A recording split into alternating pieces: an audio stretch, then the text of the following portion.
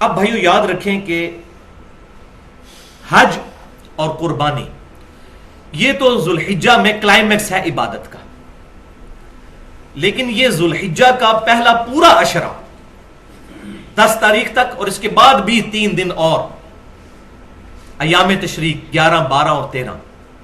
یہ سارے کے سارے دن اللہ کے حضور بڑی فضیلت والے دن ہیں۔ چنانچہ صحیح بخاری میں حدیث ہے کہ آپ صلی اللہ علیہ وسلم نے فرمایا کہ باقی دنوں کی نسبت ان ذوالحجہ کے 10 دنوں میں کی گئی عبادت اس کی فضیلت کو کوئی نہیں پہنچ سکتا۔ صحابہ اکرام علیہم رضوان نے عرض کیا کہ جہاد بھی نہیں، جو اسلام کا ایپیکس اور سمم بونم ہائیسٹ گڈ ہے۔ ایمینول کانٹ کی فلسفی میں ہائیسٹ گڈ کو کہتے ہیں سمم بونم، اور قتال پر میری پوری گفتگو ہے تقریباً 35 سے 40 منٹ کی اہل سنت پاک.com پر، قتال کی اہمیت اور کلمہ گو اہل قبلہ مسلمانوں کی تکفیر کی مذمت، مسئلہ نمبر 25 کے نام سے، تو یہاں محل نہیں۔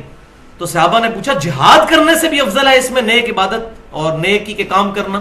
تو آپ صلی اللہ علیہ وسلم نے فرمایا کہ ہاں جہاد سے بھی افضل ہے، مگر یہ کہ کوئی شخص مال اور اپنی جان لے کر اللہ کی راہ میں نکلے اور نہ مال واپس آئے نہ اس کی جان واپس آئے، یعنی وہ شہید کر دیا جائے، تو ایسا شخص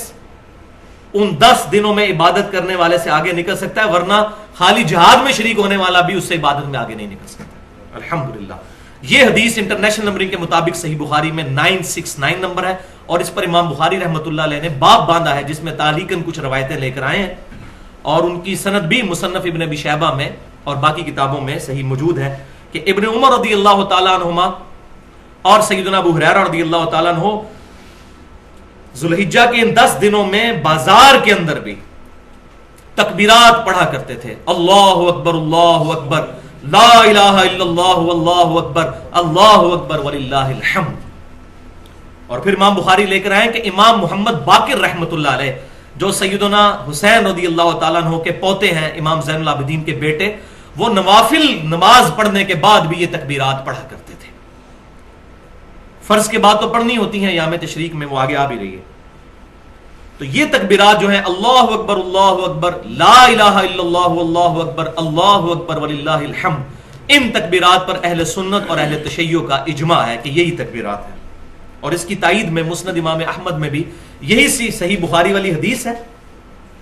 کہ ان 10 دنوں میں اعمال کا ثواب جو ہے وہ جہاد سے بھی بڑھ جاتا ہے، اور 7 الفاظ ہیں کہ آپ صلی اللہ علیہ وسلم نے فرمایا کہ ان 10 دنوں میں کثرت کے ساتھ اللہ تعالیٰ کی تحلیل، تکبیر اور تحمید بیان کرو۔ تحلیل کہتے ہیں لا الہ الا اللہ کہنے کو، تکبیر کہتے ہیں اللہ اکبر کہنے کو، اور تحمید کہتے ہیں الحمدللہ، اور یہی اس کے اندر ہے اللہ اکبر لا الہ الا اللہ واللہ اکبر، اللہ اکبر وللہ الحمد، حمد بھی آ جاتی ہے الحمدللہ۔ اور یہ جو ایام تشریق ہیں 10، 11، 12 اور 13، 4 دن، ان کا اشارتاً قرآن پاک میں بھی سورۃ البقرہ کی آیت نمبر 203 میں ذکر ہے، وَاذْكُرُوا اللَّهَ فِي أَيَّامٍ مَّعْدُودَاتٍ، اور اللہ تعالیٰ کی یاد رکھو ان مخصوص دنوں میں۔ اور اسی کے کانٹیکسٹ میں امام بخاری 969 نمبر حدیث میں لے کر آئے کہ ابن عباس رضی اللہ تعالیٰ عنہ کہتے ہیں کہ ایام معدودات سے مراد ایام تشریق ہے۔ اور مصنف ابن ابی شیبہ میں ہے کہ سیدنا علی رضی اللہ تعالیٰ عنہ 9 ذی الحجہ کی صبح سے لے کر 13 ذی الحجہ کی مغرب سے پہلے تک یہ تکبیرات پڑھا کرتے تھے، جو الحمدللہ اہل سنت اور اہل تشیع کے ہاں یہ اجماعی مسئلہ ہے کہ حج والے دن یعنی 9 ذی الحجہ، اب حج سعودی عرب میں جب ہوتا ہے ہماری یہاں پر 8 ہوتی ہے، ہم اپنے اعتبار سے ہی بات کریں گے، شب قدر بھی یہاں کی ہوگی، 9 ذی الحجہ بھی یہاں کی، تو 9 ذی الحجہ سے لے کر 13 کی شام تک الحمدللہ اہل سنت کہلوانے والے تینوں گروہ، بریلوی، دیوبندی، اہل حدیث اور اہل تشیع بھی یہ تکبیرات فرض نمازوں کے بعد پڑھتے ہیں، ایک دفعہ کم از کم بلند آواز سے، اللہ اکبر لا الہ الا اللہ واللہ اکبر وللہ الحمد۔ اور بھائیو انہی عبادات میں سے ایک عبادت ان 10 دنوں میں بہت فضیلت والی وہ ہے یوم عرفہ یعنی 9 ذی الحجہ کا روزہ،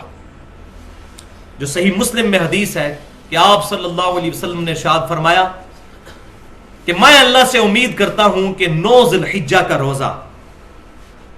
2 سالوں کے گناہوں کا کفارہ بن جائے گا، 1 سال گزرا ہوا اور 1 سال آئندہ.